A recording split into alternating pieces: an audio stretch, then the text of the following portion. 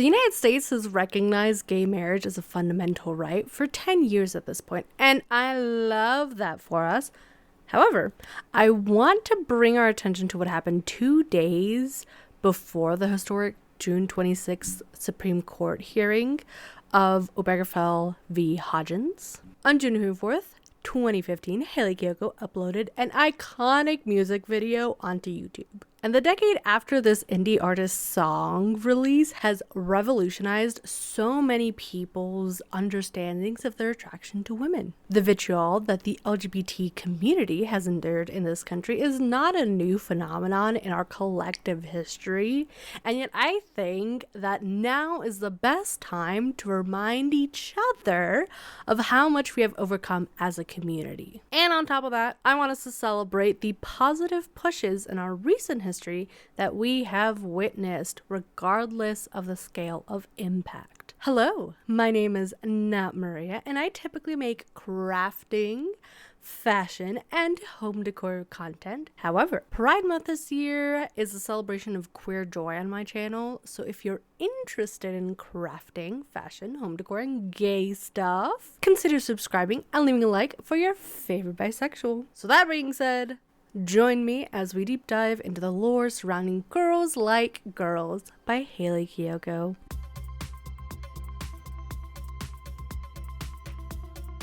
Can we just take a moment for the outfit, the vibes, the hair? Serious time. So in the past few years, we have had like a couple of prominent lesbian singers move into more mainstream fame.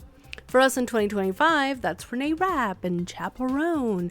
But for 2015, that was Hayley Kiyoko. Hayley was born on April 3rd, 1991 in Los Angeles, California, making her a millennial and an Aries. She was born to parents Sarah Kawahara and Jamie Alcroft. And for my fellow uncultured people, Sarah was a figure skater who now seems to choreograph figure skating routines, while Jamie Alcroft is an actor and comedian who you might know as the voice of Victor Hoffman in the Gears of War series, if you're interested in that kind of thing. And growing up, Hayley and her siblings went back and forth living between Florida and Utah because of each respective parents' jobs. But anyways, at age 6, she started making music that just happened to be around the same time that she figured out her sexuality, which is that of a lesbian. And just like every other young queer child, growing up in a cis heteronormative culture was hell.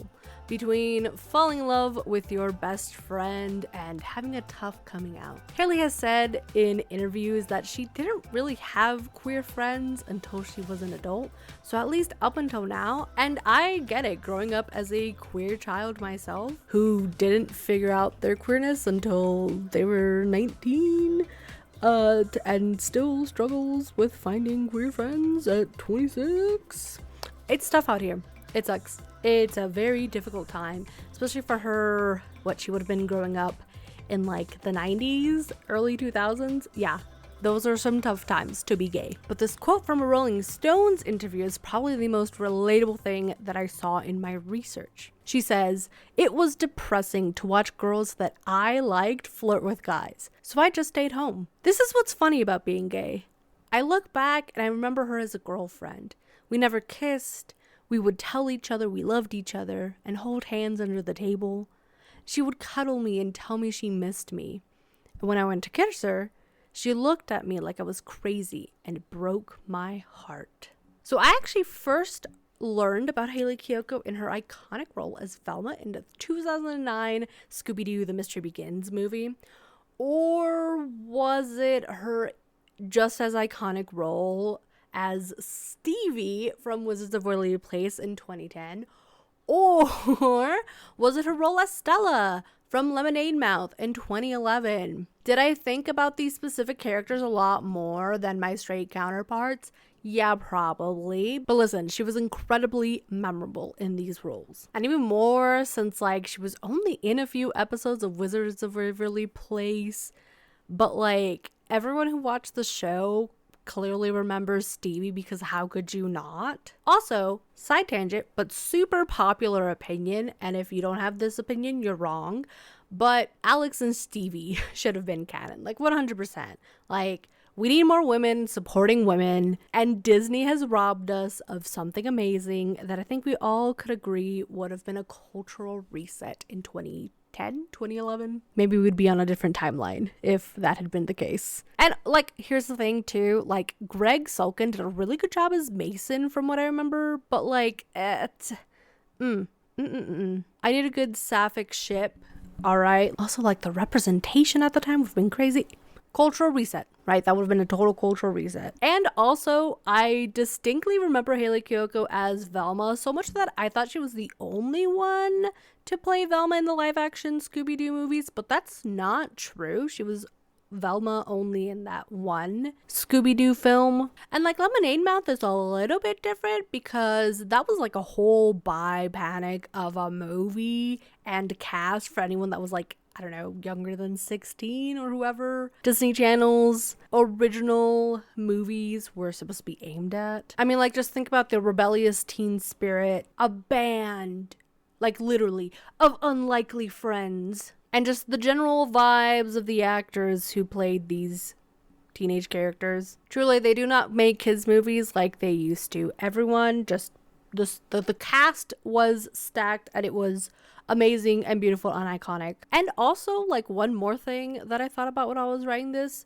she was also in Insidious Chapter 3, which happens to be the only Insidious movie that I've ever seen.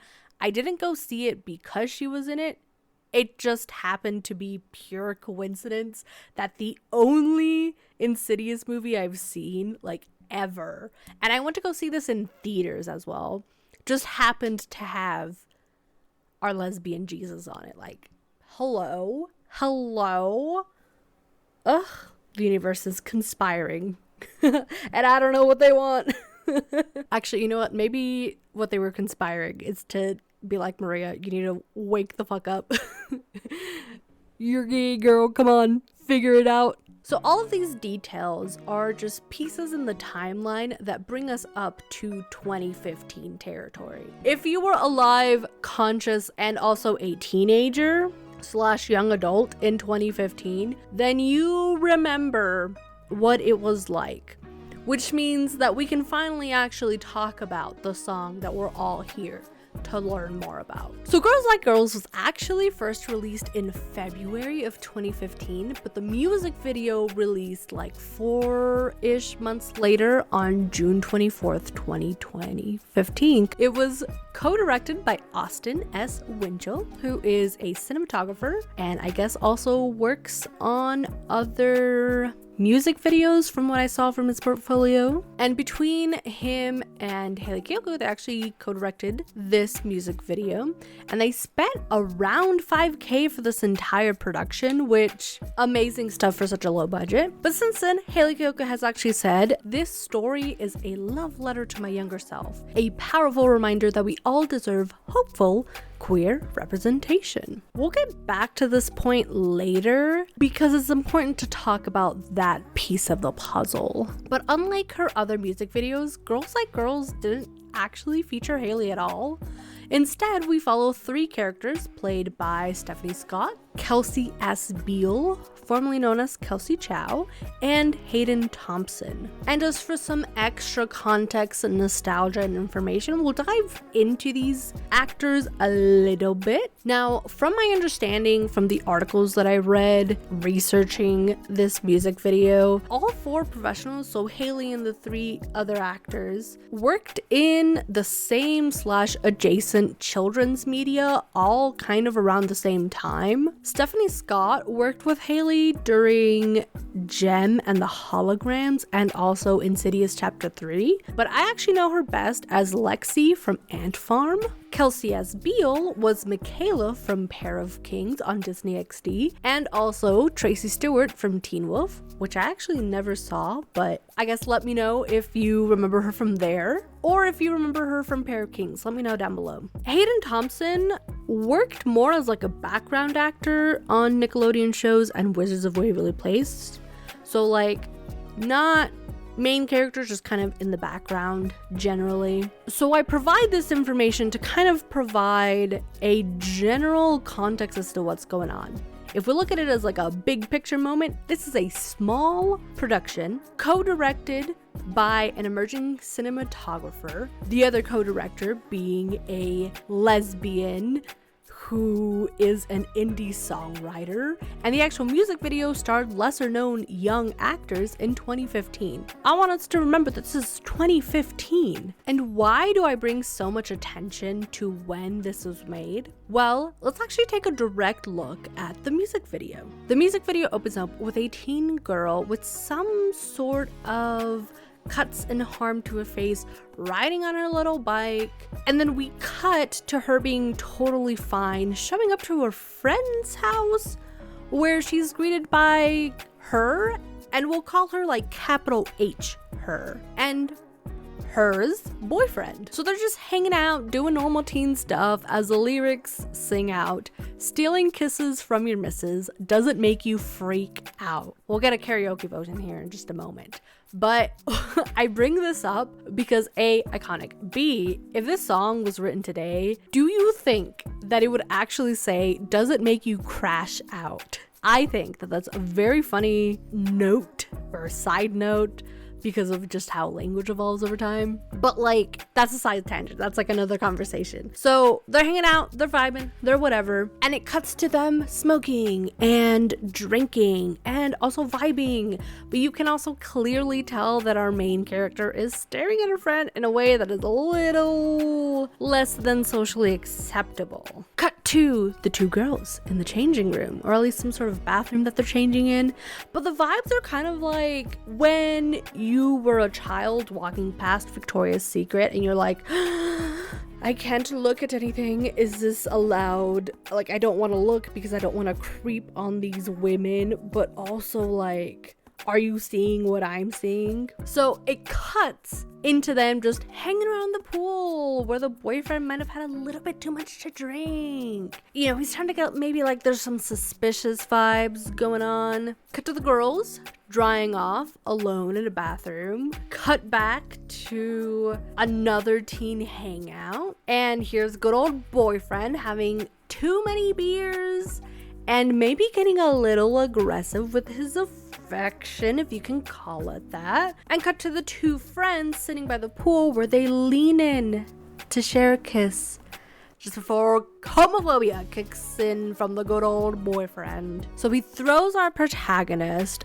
out of the way before he starts yelling at capital H, her, screaming, "How dare you do this to me?" Suddenly, our girl gets up and punches boyfriend so hard that her just needs to like pull her off. She's kind of like, and this, while this is all happening, clips of our protagonist and her just being subtly a little bit more than friends, maybe some feelings are starting to develop and whatnot, bringing us back to the two girls actually sharing an on-screen kiss. When I first saw the music video, I'm guessing this is what everyone felt, but like jaws on the floor, the gaze silence. And of course, because of this, we now have like new context as to the blood dripping down our protagonist's face from the beginning of the music video. The Sapphics, the Woolivas, the girl lovers, their jaws just on the floor. And of course, so was mine. But like, I want to remind you that this is 2015. This is unheard of. Truly powerful, if I do say so myself. So powerful that I actually went viral on Tumblr like immediately, and like as it should actually. After its first week, the video reached 1 million views. After a month, 2 million views. After 2 months, 9 million views. And after a full year, it was at like 45 million views.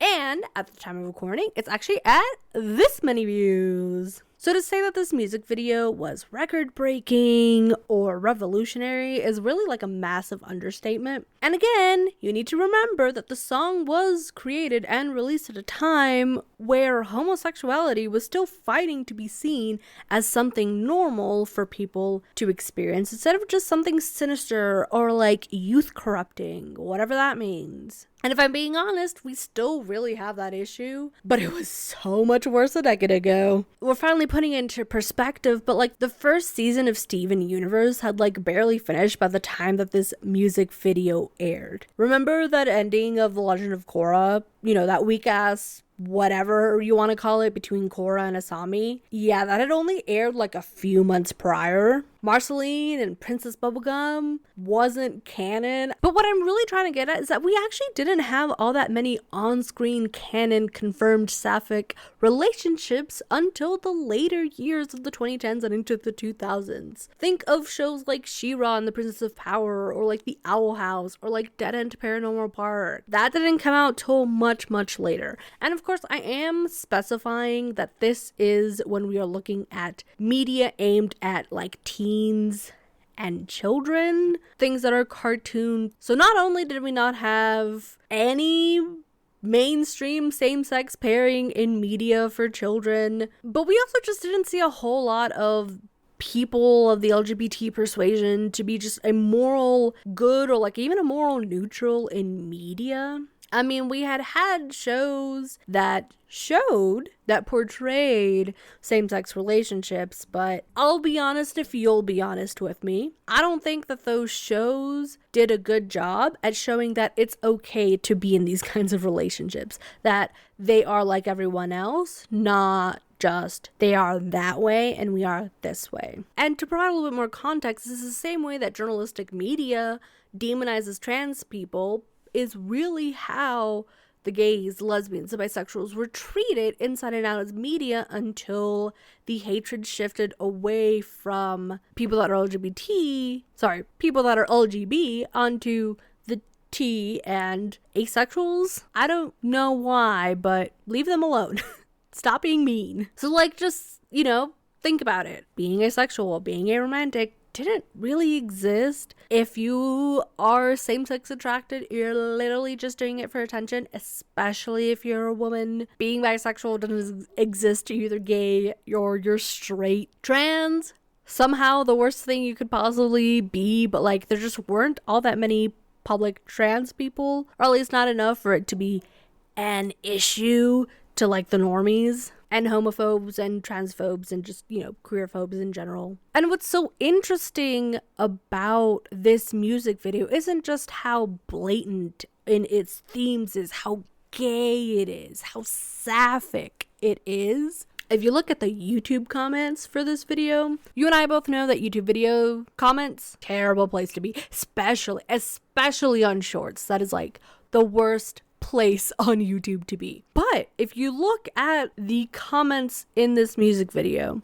you're just gonna see an outpouring of Suffolk's young and old talking about how impactful to their sexuality this music video has been.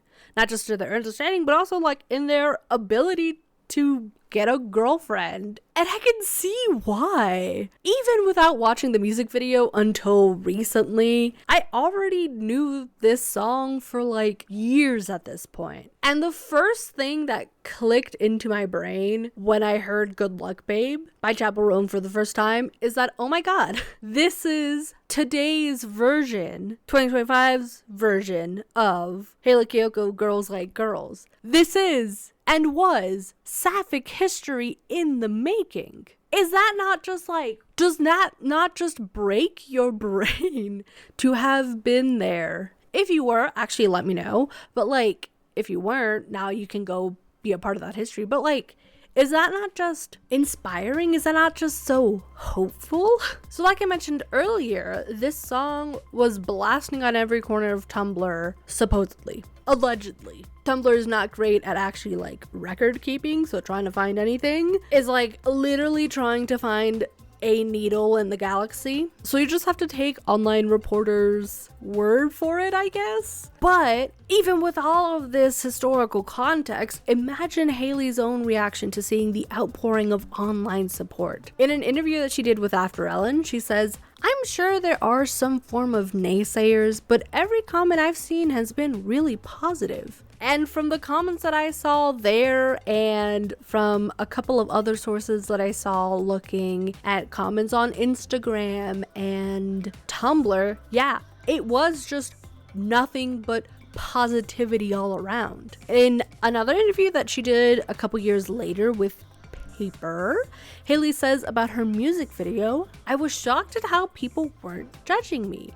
I was ready to be judged, and I was ready to be labeled. That was a moment for me where I was like, I can be myself and people are okay with that. So every music video to me was a stepping stone.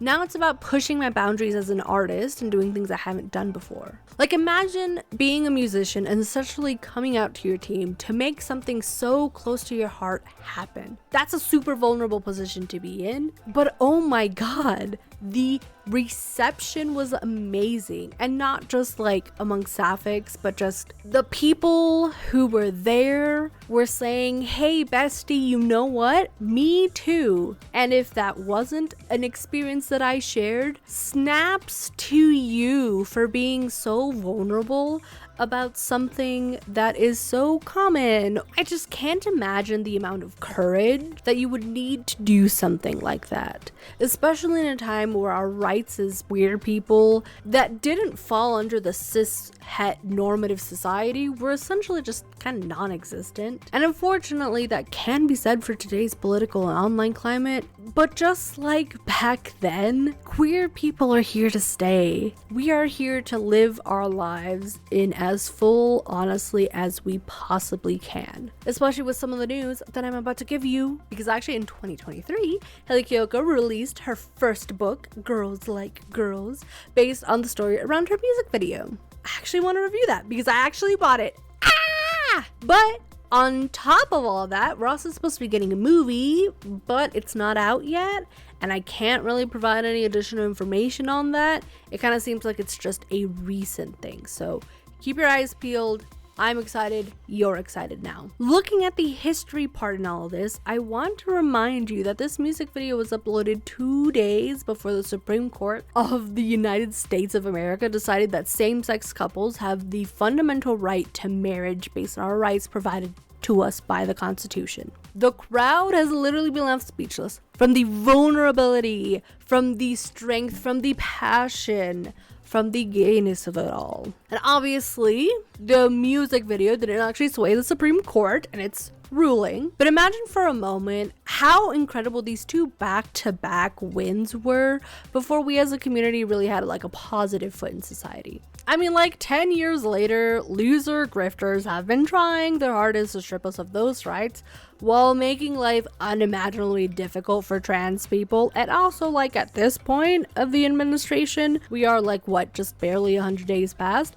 I guess just everybody's lives are getting difficult. Sorry, the political climate and society around gay marriage has changed in the past decade, and some people with too much hatred in their hearts and too much money and not enough sense or qualifications to be in their jobs, and also like not enough care for people that are different than them, just wish to see other people be miserable. And like, look, there is so much homophobia baked into our American and Western society. It's terrible. You're not gonna disagree with me because it's true. It's objective. Read a book. Watch a documentary if you disagree. But it's just so nice to see the reception even today. Like, even 10 years later, it is so nice to see the positive reception towards this music video when it feels like we as a community need to argue against the same homophobic, biphobic, transphobic, queerphobic rhetoric every other day. And again, we're bringing this into like very